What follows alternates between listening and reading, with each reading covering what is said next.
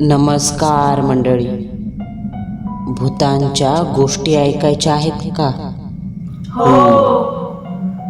मग चला माझ्यासोबत. कुठे? भूतांच्या जगात. आपल्या आजच्या सत्य अनुभवाचे नाव आहे रामरक्षेचा चमत्कार. सदरील सत्यकथेतील घटना ही आपल्या लेखकांच्या वडिलांकडून त्यांनी ऐकली आहे. हा अनुभव 1889च्या आसपास म्हणजे तब्बल 136 वर्ष जुना आहे.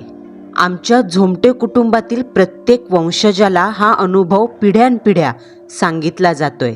माझ्या पणजोबांनी आजोबांना, आजोबांनी वडिलांना आणि वडिलांनी मला, असा हा भयावह प्रवास आज माझ्यापर्यंत पोहोचला आणि तोच भयावह अनुभव आज मी तुम्हा सर्वांना सांगत आहे. सन 1889, जिल्हा रायगड. त्या काळातला रायगड म्हणजे आजच्या सारखा गजबजलेला नव्हता. ना वीज, ना रस्ते, ना माणसांची गर्दी.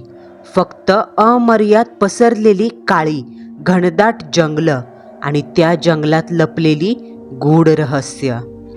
रामचंद्र धाऊ झोमटे म्हणजे माझ्या वडिलांचे आजोबा एक साधे शेतकरी, पण मनाने अत्यंत बलवान.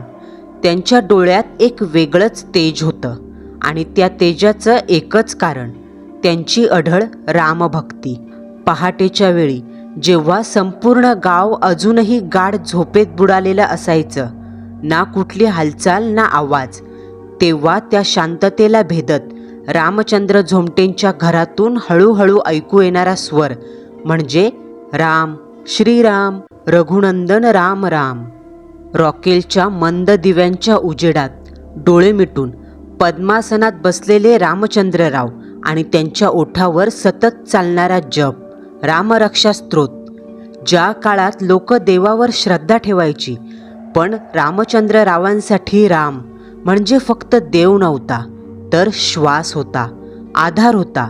पण त्यांना स्वतःलाही ठाऊक नव्हतं का त्यांच्या आयुष्यात देखील एक दिवस, एक रात्र अशी येणार आहे, ज्या रात्री त्यांची ही रामभक्तीच त्यांचा जीव वाचवणार. त्या काळात गावाभोवतीचं जंगल म्हणजे एक वेगळीच दुनिया होती. दिवसासुद्धा त्या जंगलात सूर्यप्रकाश जमिनीपर्यंत पोहोचत नसे. इतकी उंच आणि घनदाट झाडी.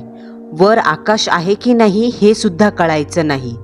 वाऱ्याने हलणाऱ्या पानांचा आवाज कधी कुणाच्या पावलांसारखा वाटायचा, तर कधी कुणीतरी आपल्या मागे चालतंय असा भास व्हायचा. गावातल्या म्हाताऱ्या लोकांचं म्हणणं होतं, त्या जंगलात सगळं दिसतं तसं नसतं. काही गोष्टी फक्त रात्रीच जाग्या होतात. पण रामचंद्रराव ना भूताला घाबरायचे ना अंधाराला, कारण त्यांना एकच विश्वास, जिथे रामाचं नाव आहे तिथे कोणतीच वाईट शक्ती टिकत नाही. त्यांचं कुटुंबही छोटेखानी, पत्नी लक्ष्मीबाई आणि मुलगा धर्मानंद. एके दिवशी संध्याकाळ सरत आली होती. सूर्य खाली झुकला आणि संध्याकाळच्या केशरी प्रकाशाने सगळं गाव हलकंसं उजळून निघालं. त्या काळात वेळ मोजायला घड्याळ नव्हतं, पण दिवसाची चाल आणि आकाशाचा रंग पाहून लोकांना सगळं कळायचं. अंदाजे 6 वाजले असावेत. रामचंद्रराव आपल्या घरच्या अंगणात खाटेवर बसलेले, दिवसभर शेतात राबून आलेलं शरीर थोडं दमलेलं. त्यांच्या शेजारी त्यांचे चुलत भाऊ गणपत म्हणजे गंपा बसलेले. दोघांच्याही गप्पा रंगल्या. विषय देखील तसाच गावठी. आज रात्री जंगलात जाऊन ससे पकडायचे. गणप्या भाऊंनी हाताने इशारे करत काहीतरी सांगितलं. रामा, मागच्या वेळी ज्या बाजूला गेलो होतो ना, तिथं खूप ससे दिसलेत, तिकडंच जाऊया. ज्यावर रामचंद्र हलकेसे हसले आणि हं असं म्हणाले. इतक्यात घराच्या दरवाजातून लक्ष्मीबाई बाहेर आल्या. डोक्यावर पदर, नजर खाली, चालण्यात संकोच. त्या हलक्या आवाजात म्हणाल्या, अहो, घरातला लाकूड फाटा संपलाय, जंगलातून आणूया. त्यांच्या आवाजात विनंती होती आणि सवय देखील, नवऱ्याला सरळ आदेश न देता नम्रपणे सांगण्याची. रामचंद्ररावांनी क्षणभर विचार केला नाही. ते पुढे पाहत शांतपणे म्हणाले, असं का? ठीक आहे. लक्ष्मीबाईंनी फक्त मान हलवली आणि परत घरात निघून गेल्या. त्यानंतर रामचंद्र म्हणाले, गंपा, ससे पकडायला आजच जाऊ आणि येताना लाकूडही घेऊन येऊ. दोन्ही कामं एकदम होतील. काय म्हणतोस? गणपा थोडा वेळ विचारात पडला. त्याने आकाशाकडे पाहिलं. सूर्य अजूनही पूर्ण मावळला नव्हता, पण अंधार हळूहळू पसरायला सुरुवात झाली होती. चालतंय की, पण थोडं उशिरा जाऊ. रात्र झाली का ससे जास्त बाहेर पडतात. तोपर्यंत मी घरून येतो. असं म्हणून गणपा उठला आणि घराच्या दिशेने निघून गेला. संध्याकाळ आता पूर्णपणे रात्रीत बदलली. हळूहळू गावातले दिवे लागू लागले, तेही रॉकेलचे. कुठे मंद उजेड, कुठे अंधार. लहान मुलांचे आवाज थांबले. गुरंढोरं गोठ्यात बांधली गेली. वातावरणात एक वेगळीच शांतता पसरली आणि आकाशात चंद्र उगवायला सुरुवात झाली, ज्याचा फिक्कट प्रकाश गावावर पसरला. रामचंद्ररावांचं कुडाचं घर, साधं मातीचं. पहिल्या खोलीत शेणाने सारवलेल्या गार भुईवर ते जेवायला बसले होते. त्यांच्यासमोर जेवणातही साधा भात. त्या काळात जे मिळेल तेच अन्न आणि त्यातच समाधान. आज आपण जेवतो तसं भरगच्च जेवण त्यांच्या वाट्याला क्वचित असायचं, पण त्यांचं मन मात्र कधी तक्रार करायचं नाही. खोलीत एक रॉकेलची बत्ती पेटलेली. तिचा मंद तपकिरी प्रकाश भिंतीवर हलत होता आणि त्या उजेडात रामचंद्ररावांचा चेहरा दिसत होता, शांत, स्थिर. जेवण उरकल्यावर त्यांनी ताटात हात धुतला आणि बाजूला ठेवलेल्या कपड्याने हात तोंड पुसलं.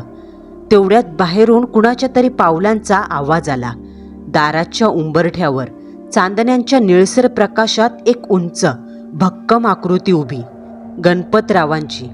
त्याची सावली इतकी मोठी होती का क्षणभर कुणालाही धडकी भरेल. अंगाने मजबूत, उंची 6 फुटाच्या वर.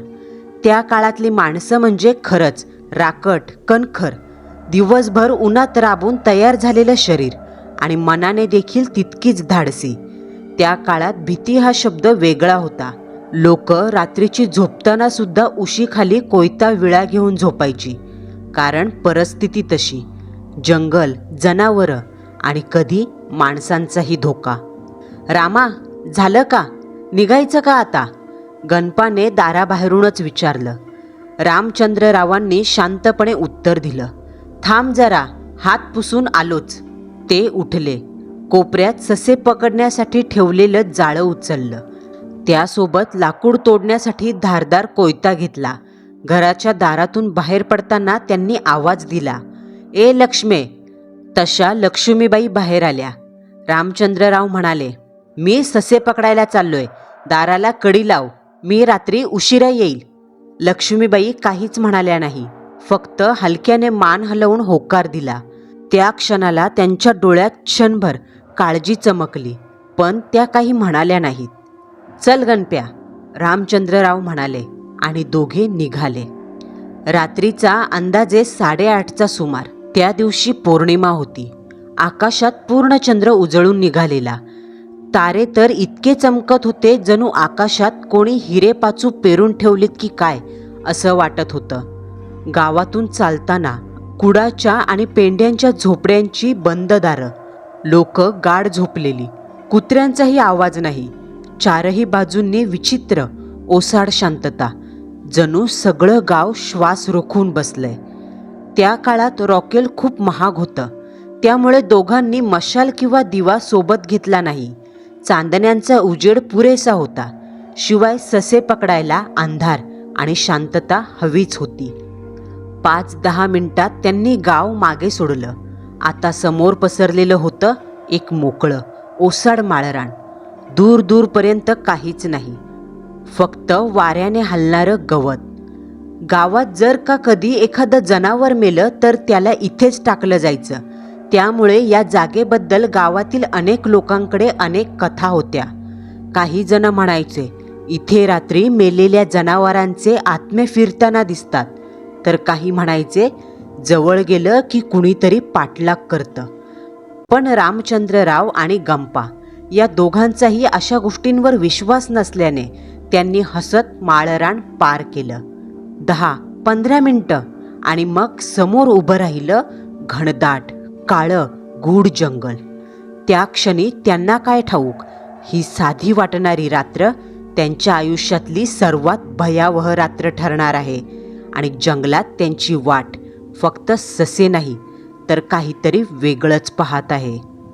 जंगलात शिरताच वातावरण पूर्ण बदललं. गावातली शांतता वेगळी होती, पण इथली शांतता जिवंत वाटायची, जणू प्रत्येक गोष्टीला गिळून टाकेल. रानटी ससे जंगलाच्या खूप आत मिळतात आणि त्यांचं मांस त्या काळात फार चविष्ट मानलं जायचं. म्हणून रामचंद्रराव आणि गंपा थांबले नाहीत. ते चालत राहिले अजून खोल आत. 15-20 मिनिटांनी ते इतके आत आले का मागे वळून पाहिलं तरी गावची कोणतीही चाहूल उरली नव्हती. आजूबाजूला उभी असलेली झाडं इतकी उंच आणि दाट होती की जणू काही काळे निळे दैत्य अंधारात उभे आहेत असं वाटायचं. त्यांच्या फांद्या वाऱ्याने हलत होत्या आणि त्या सावल्या जमिनीवर वाकड्या तिकड्या फिरायच्या. थंडगार वारा अंगावर काटा आणत होता. असं वाटत होतं जणू कुणीतरी नजरेआड श्वास घेतंय आणि सोडतंय. पण या सगळ्यांची सवय या दोघांना झाली होती. थोडं पुढे गेल्यावर त्यांनी एक मोकळी जागा निवडली, झुडपांनी वेढलेली, शांत, सशांसाठी अगदी योग्य. तिथे त्यांनी जाळं लावलं. त्या जाळ्याला 2 तोंडं होती आणि मधोमध फुग्या मिरचीचे तुकडे ठेवले. त्या तुकड्यांच्या अगदी जवळ एक लवचिक फास बसवला. एकदा सश्याची मान त्या फासात अडकली का त्याची सुटका अशक्य.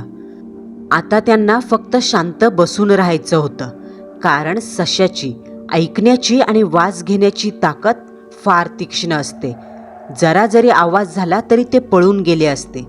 म्हणून त्या दोघांनी एकमेकांकडे पाहून इशारा केला, आता बोलायचं नाही. ते जवळच्या एका मोठ्या झाडावर चढले आणि एका जाड फांदीवर बसले. खाली जाळं आणि वर दबा धरून बसलेले ते दोघं. वेळ हळूहळू पुढे सरकत होती. 10-20 मिनिटं, अर्धा तास, पण एकही ससा जाळ्याकडे फिरकत नव्हता. जंगलात इतकी शांतता का स्वतःच्या श्वासांचा आवाजही मोठा वाटायचा. आणि अचानक त्या शांततेला भेदत एक हलकासा आवाज आला. जमिनीवर पडलेल्या पानांना चिरडण्याचा आवाज. दोघांचे कान टवकारले, नजर खाली गेली. तशा त्यांना 3 काळ्या आकृत्या उड्या मारत पुढे येताना दिसल्या. 3 ससे. दोघांच्या चेहऱ्यावर हलकंसं स्मित उमटलं. शिकार स्वतःहून जाळ्याकडे येत होती. ते ससे सावधपणे पुढे आले, कधी थांबत, कधी वास घेत, आणि जाळ्याजवळ आले. 2 ससे आत शिरले आणि तिसरा त्यांच्या मागे गेला. मिरचीच्या वासाने ते पुढे सरकले. जसा त्यांच्या डोक्याचा स्पर्श त्या फासाला झाला, फट, क्षणात दोर त्याच्या गोळ्याभोवती घट्ट आवळला. दोन्ही ससे तडफडू लागले, उड्या मारू लागले. तिसरा ससा मात्र घाबरून मागे वळाला आणि अंधारात नाहीसा झाला. पण आता त्याची गरजही नव्हती. या दोघांना 2 ससे खूप झाले. रामचंद्र आणि गंपा झाडावरून खाली आले. जमिनीवर येताच रामचंद्रांनी एक जड दगड उचलला. ससा अजूनही तडफडत होता. त्याचा आवाज जंगलात घुमत होता. क्षणाचाही विलंब न करता रामचंद्ररावांनी दगड त्याच्या डोक्यात घातला. पहिल्याच फटक्यात त्याची चामडी फाटली आणि रक्त बाहेर उसळलं. ससा अजून काही क्षण तडफडला. मग दुसरा फटका आणि सगळं शांत झालं. त्याच्या हातापायाची थरथर काही क्षण सुरू झाली. छातीत अडकलेली हवा बाहेर फेकली गेली आणि तो पूर्ण शांत झाला, एक निर्जीव देह. गंपाने दुसऱ्या सशालाही तसंच संपवलं. दोघांनी एकमेकांकडे पाहिलं. शिकार यशस्वी झाली. रामचंद्ररावांनी दोन्ही ससे पोत्यात घट्ट बांधले आणि खांद्यावर टाकले. त्यानंतर कोयत्याने आसपासची कोरडी लाकडं तोडली आणि त्याची मोळी बांधली. जंगलात पुन्हा एकदा शांतता पसरली. जणू काही घडलंच नाही. फक्त हवेत हलकासा रक्ताचा वास तरंगत होता. चल गंपा, आता घरी जाऊ, उशीर झालाय, रामचंद्रराव म्हणाले. दोघांनीही मागे न वळता चालायला सुरुवात केली. परतीचा प्रवास सुरू झाला. पण त्या दोघांपैकी कुणालाही कल्पना नव्हती का साधा वाटणारा हा रस्ता त्यांना असा अनुभव देणार जो पुढची अनेक वर्ष जिवंत राहणार. साधारण 5 मिनिटं चालल्यानंतर अचानक दोघं थबकले. त्यांच्या समोर थोड्याच अंतरावर चंद्रप्रकाशात 4 इंग्रज उभे दिसले. ते अगदी वाटेतच उभे होते. त्यांच्या आवाजात चिडचिड आणि अधीरता होती. गांजा आणतोय ना तो? अजून किती उशीर? एकाने विचारलं. येतोय तो, थांबा सर, दुसऱ्याने उत्तर दिलं. हे नशेडी इंग्रज कदाचित गांजा आणायला गेलेल्या मजुराची वाट पाहत असावेत. हे सगळं ऐकताच रामचंद्र आणि गंपा सावध झाले. पटकन बाजूच्या झुडपात लपले. दोघेही शांत, श्वास रोखून बसले. ते हल्ले, आवाज झाला तर सगळं बोंबललं. बराच वेळ ते तिथेच बसून राहिले, पण ते 4ही इंग्रज तिथून हलायचं नाव घेत नव्हते. आता मात्र परिस्थिती कठीण झाली. जर ते समोर गेले तर इंग्रजांनी नक्कीच त्यांची झडती घेतली असती आणि मग त्यांच्या खांद्यावरची लाकडं आणि पोत्यातले आयते ससे सगळं हिसकावून घेतलं असतं. तसंही त्या काळात इंग्रजांसमोर उभं राहायची सामान्य माणसाची हिंमत नव्हती. गंपाने हळूच रामचंद्ररावांकडे पाहिलं. डोळ्यात एकच प्रश्न, आता? रामचंद्रराव काही क्षण विचारात पडले. त्यांच्या चेहऱ्यावर ताण स्पष्ट दिसत होता. मग त्यांनी हळूच बाजूच्या दिशेने इशारा केला. तो एक शॉर्टकट होता, पण साधा नाही. तो रस्ता गावच्या जुन्या बंद पडलेल्या स्मशानातून जात होता आणि त्या स्मशानाबद्दल गावात अनेक भयावह घटना सांगितल्या जायच्या. लोक म्हणायचे का दर अमावस्येला आणि पौर्णिमेला तिथे एक विचित्र पंगत भरते, भूतांची पंगत, जिथे मटण, चिकन अनेक पदार्थ मांडलेले असतात. त्या अन्नाचा वास जिवंत माणसाच्या नाकात गेला का त्या वासाने तो माणूस संमोहित होतो आणि नकळत त्या पंक्तीत जाऊन बसतो. मग तो माणूस अधाशीपणे खायला सुरुवात करतो. खातच राहतो पिसाळल्यासारखा, जोपर्यंत पोट भरत नाही. आणि ज्या क्षणी त्याचं पोट भरतं त्या क्षणी त्याचं संमोहन तुटतं. तेव्हा त्याला दिसतं त्याच्या आजूबाजूला बसलेले सगळेच जिवंत नाहीत. ते असतात जळालेले विकृत आत्मे. आणि त्या पंक्तीचा एक नियम आहे, ताटात जेवढं वाढेल तेवढं सगळं संपवायचं. जर अन्न शिल्लक राहिलं तर त्या आत्म्यांचा श्राप लागतो आणि पुढच्या अमावस्येला तो माणूस त्यांच्या पंक्तीत इतरांना वाढताना दिसतो. ही घटना गावात सगळ्यांना ठाऊक होती, पण रामचंद्रराव आणि गंपा ह्या गोष्टीवर विश्वास ठेवणाऱ्यातले नव्हते. त्यांच्या दृष्टीने ही भाकड कथा होती. आता त्यांच्यासमोर 2च पर्याय, इंग्रजांच्या हाती सापडणं किंवा स्मशानातून जाणं. क्षणभर दोघेही शांत उभे राहिले. मग रामचंद्ररावांनी ठामपणे सांगितलं, चल स्मशानातून जाऊ. गणप्याने देखील काहीही न बोलता मान हलवली आणि त्या एका निर्णयासोबत दोघांनीही पाऊल टाकलं अशा रस्त्यावर जिथे फक्त भीती नाही तर एक भयावह अनुभव त्यांची वाट पाहत होता. त्या दोघांनी अंधाराचा आधार घेत हालचाल सुरू केली आणि झाडांच्या आडून इंग्रजांच्या नजरेतून निसटले. एकही क्षणाचा विलंब न करता स्मशानाच्या दिशेने वळण घेतलं. आता मार्ग पूर्ण बदलला. मागचं संकट त्यांनी चुकवलं, पण पुढे काय याची त्यांना कल्पना नव्हती. ते झपाझप चालत आले. पायाखाली पडणाऱ्या पानांचा आवाज आता दाबून चालावा. पण काही अंतर पुढे जाताच धुकं अचानक खूपच दाट झालं. सुरुवातीला हलकसं पांढऱ्या पडद्यासारखं वाटणारं धुकं आता भिंतीसारखं वाटू लागलं. 10 पावला पलीकडेच काही दिसेनासं झालं. आता फक्त एकमेकांच्या अस्पष्ट सावल्या आणि श्वास. हळूहळू त्यांना जाणवू लागलं का आजूबाजूचं सगळंच वातावरण बदलत चाललंय. जंगलाचे नेहमीचे आवाज, कीटकांचा कीर आवाज, वाऱ्याची सळसळ, दूरवरच्या प्राण्यांच्या हालचाली, सगळं काही जणू एक क्षण थांबलंय.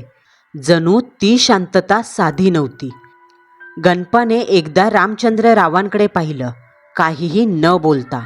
पण त्यांच्या नजरेतलं भय स्पष्ट होतं. रामचंद्ररावांच्या डोळ्यातही तेच दिसलं. दोघांनाही एकाच वेळी जाणवलं ते आता जंगलात नव्हते किंवा ते जिथे होते ती वेगळी काहीतरी जागा वाटत होती. पाय पुढे ओढत होते पण मन मागे जात होतं. धुकं आता त्यांच्या भोवती फिरू लागलं. जणू कुणीतरी अदृश्य त्यांच्या भोवती गोल फिरतंय, वाट पाहतंय. 10 मिनिटं ते अशाच अवस्थेत चालत राहिले आणि अचानक असा एक प्रचंड घनांती आवाज हवेत घुमला. दोघेही जागच्या जागी थिजले. पाठीचा कणा ताठ झाला. हृदय छातीत आपटू लागलं. तो आवाज इतका अचानक आणि भेदक होता का त्याच्या ठोक्याने काळजाचा ठोका चुकावा. त्यांनी आवाजाचा कानोसा घेतला. तो आवाज समोरून येत होता, अगदी 40-50 मीटर अंतरावरून, धुक्यांच्या पडद्यामागून. दोघांनी हळूहळू नजर पुढे केली आणि जे दिसलं ते पाहून त्यांच्या अंगावर अक्षरशः काटा आला. धुक्यात एकामागोमाग एक थोड्या अंतरावर मशाली तरंगत होत्या. ना कुणी हातात धरलेल्या, ना कुठला आधार. जणू कुणाच्या तरी अदृश्य हातात होत्या. आणि त्या मशालींच्या प्रकाशात ते धुकं आणखी विचित्र दिसत होतं. जणू त्यात काही आकृत्या हलू लागल्यात. तोच हवेचा एक झोत आला आणि त्यासोबत एक खमंग, मोहक, वेड लावणारा सुगंध. मटणाचा, चिकनचा, भाजलेल्या मसाल्यांचा. तो वास इतका तीव्र होता की क्षणात तो त्यांच्या नाकातून मेंदूत शिरला. रामचंद्ररावांनी नकळत तोंड उघडलं. गणपाच्या घशातून हलकासा गिळण्याचा आवाज आला. वासानेच पोट भरलं आणि आतलं काहीतरी जागं झालं. त्यांच्या तोंडाला पाणी सुटू लागलं. ओठ थरथरू लागले. डोळ्यात एक विचित्र चमक आली. पण तो वास फक्त वास नव्हता. ते एक जाळं होतं जे त्यांच्या मेंदूवर पसरू लागलं, त्यांना पुढे ओढू लागलं आणि त्या तरंगणाऱ्या मशालींच्या दिशेने, त्या अदृश्य पंक्तीच्या दिशेने हे दोघेही चालू लागले. त्या दोघांच्याही मेंदूवर त्या जहरी, हावरट अंमलाने पक्कड मजबूत केली. दोघेही आता त्यांच्या देहाचं स्वामित्व गमावून बसले. रामचंद्ररावांनी खांद्यावरचा लाकडीचा भारा अलगद खाली सोडला. सश्याची पिशवी तशीच टाकली. तर गणपा यांनी आपल्या खांद्यावरचा सश्याचा पिंजरा खाली सोडून दिला. दोघांच्याही डोळ्यात कसलेही भाव नव्हते. बाहुल्यांसारखं जागेवर उभं राहून एकटक ते दोघे समोर पाहत होते. आता त्यांना या सश्यांचा मोह उरला नव्हता. समोरून तो मनावर मळप चढलेला ढोलाचा मैतात वाजणारा अभद्र आवाज त्यांच्या कानावर येत होता. आणि अगदी एखाद्या प्रेतासारखे ते चालत हळूहळू पुढे निघाले.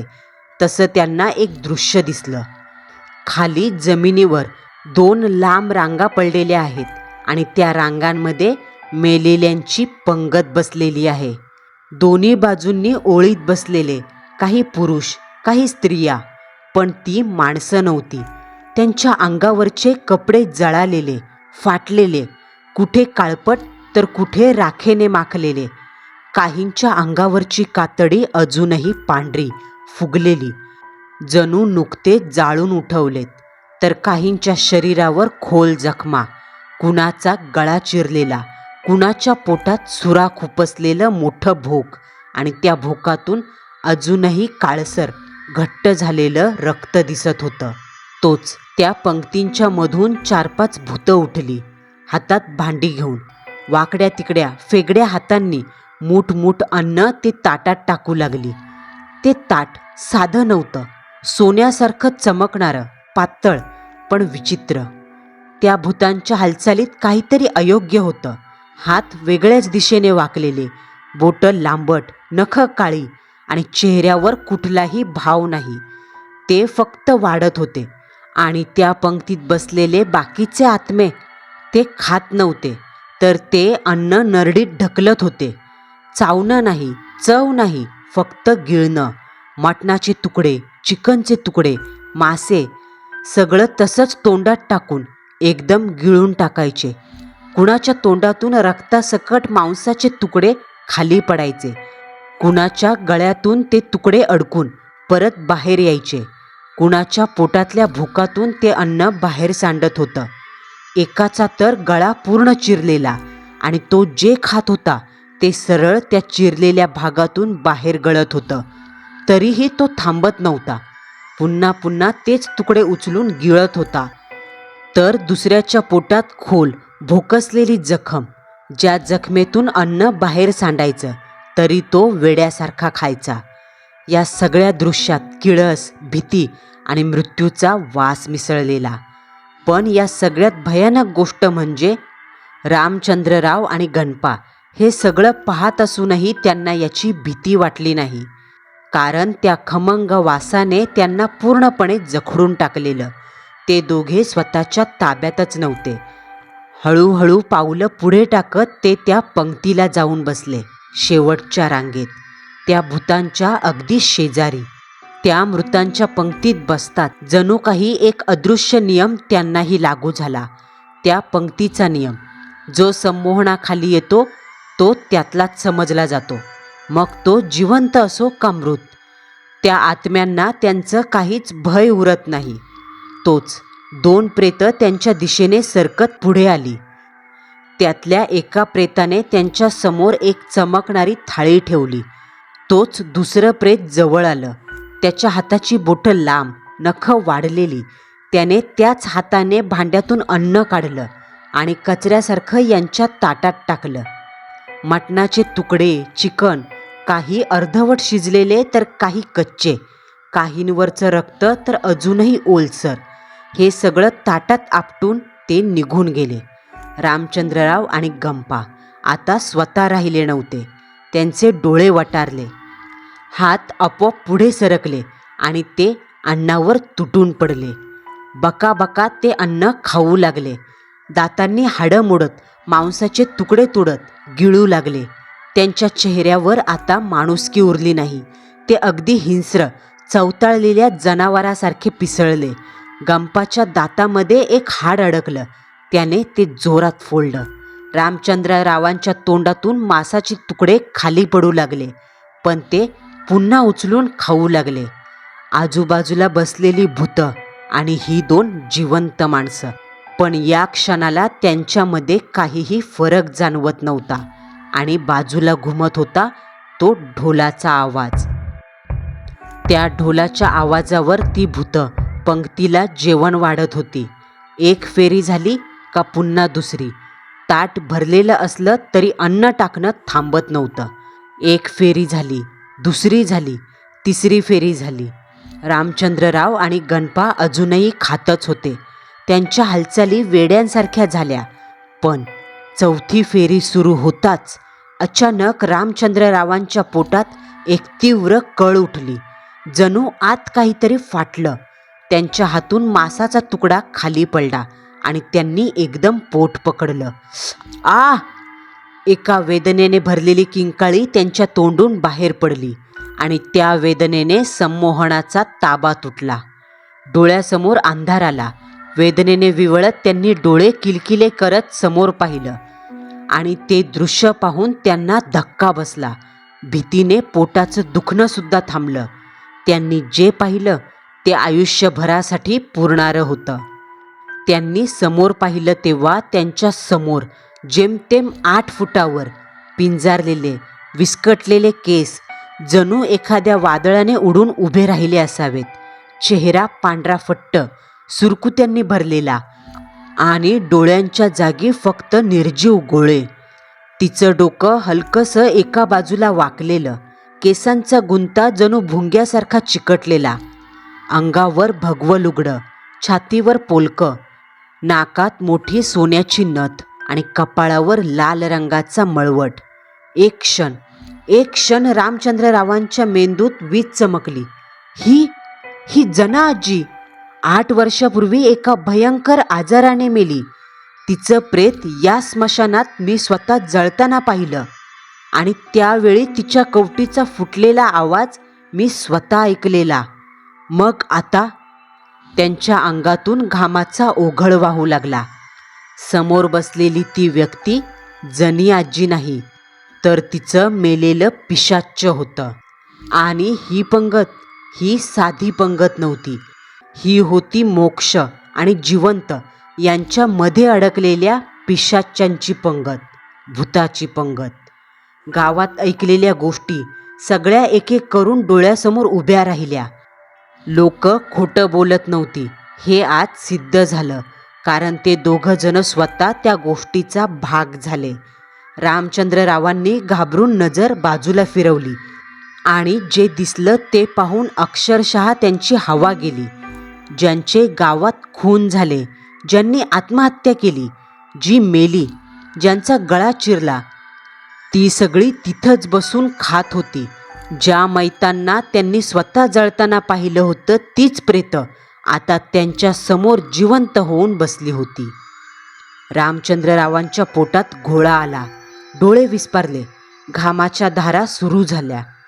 ढोलाचा आवाज अजूनही घुमत होता आणि तो आता छातीवर आदळत होता.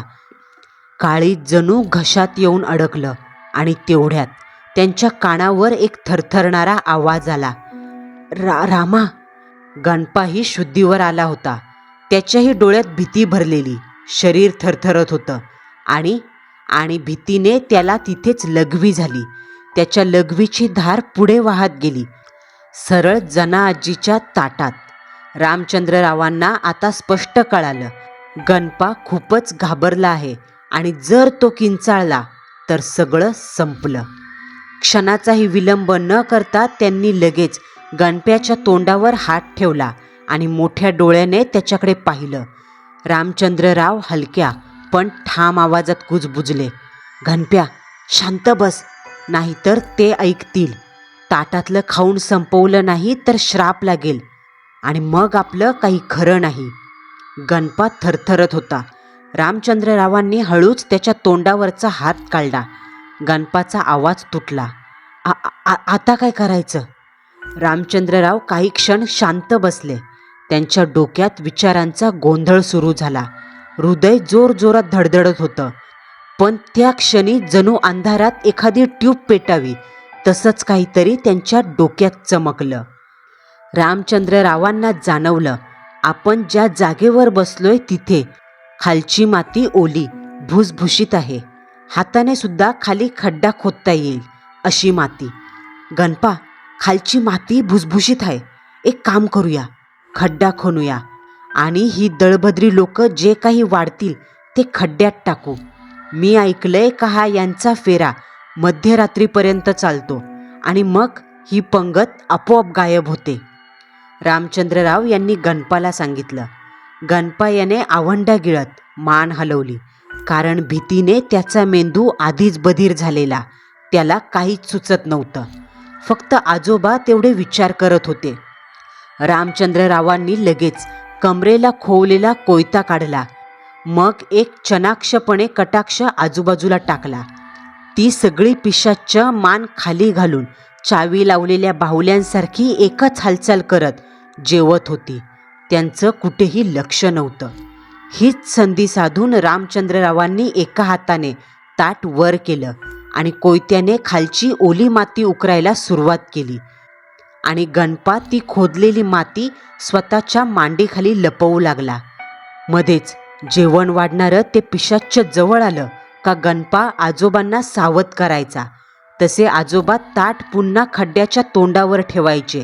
जे काही टाकेल ते घ्यायचे आणि मग जरा वेळाने ते पिशाच्च बाजूला जाताच परत खड्डा खणायला सुरुवात करायचे. अशाच दर 10 मिनिटाला 2 फेऱ्या झाल्या.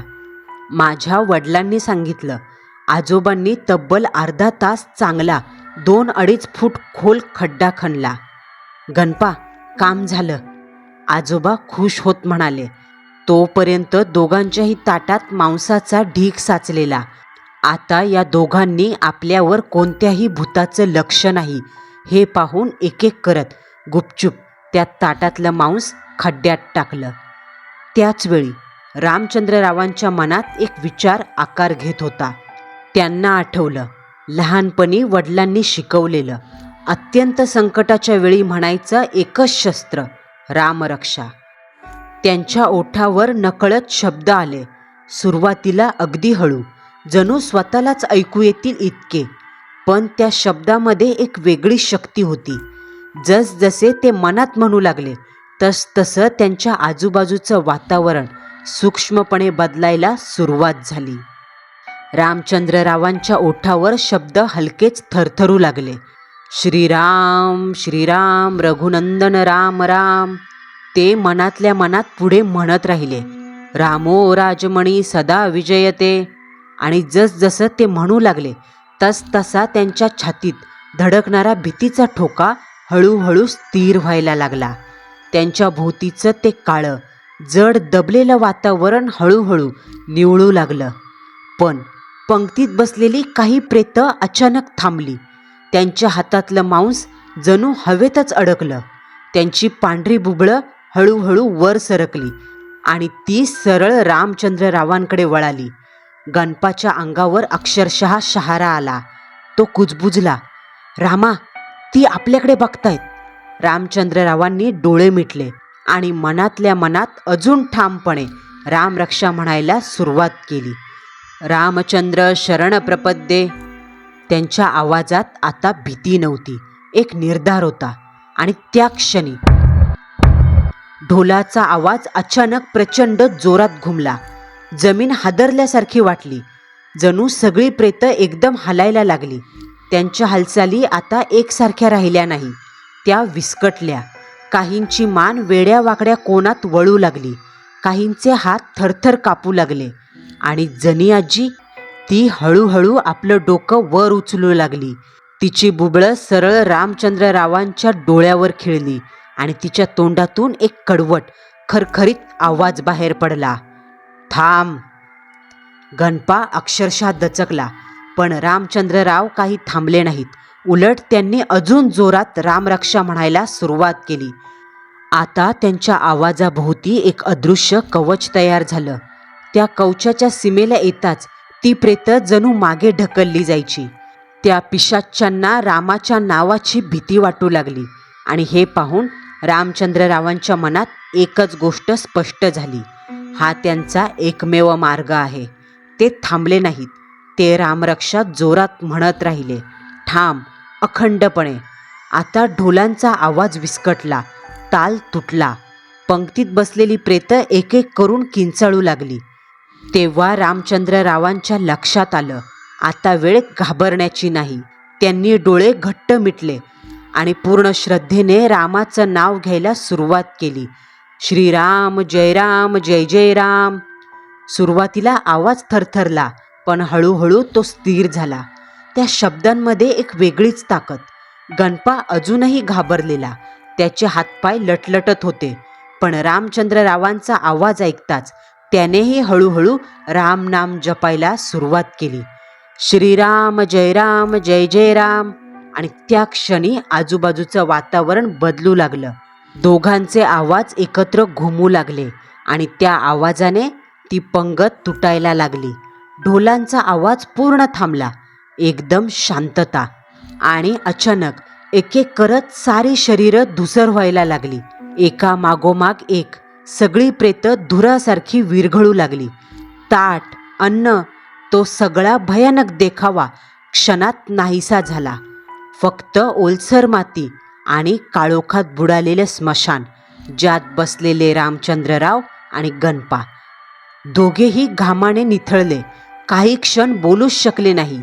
शेवटी गणपा थरथरत म्हणाला, रामा, हे सगळं खरं होतं का? रामचंद्ररावांनी आकाशाकडे पाहिलं, हळूच हात जोडले आणि शांत पण ठाम आवाजात म्हणाले, हो. आणि आज आपण वाचलो ते फक्त रामाच्या नावामुळे. दोघेही तिथून तडक उठले आणि मागे वळून न पाहता त्या स्मशानातून बाहेर पडले. जेव्हा दुसऱ्या दिवशी ही घटना सगळ्यांना समजली, तेव्हा रामचंद्र यांनी सगळ्यांना एकच सांगितलं, आम्ही वाचलो नाही, आम्हाला श्रीरामाने वाचवलं. कारण हे नावच असं आहे का जिथे राम आहे तिथे मृत्यूलाही थांबावं लागतं. आणि त्या दिवसापासून आमच्या कुलात एक गोष्ट पक्की झाली, रामाचं नाव म्हणजे रक्षा. आणि संकटात राम भक्तीच खऱ्या अर्थाने जीव वाचवते.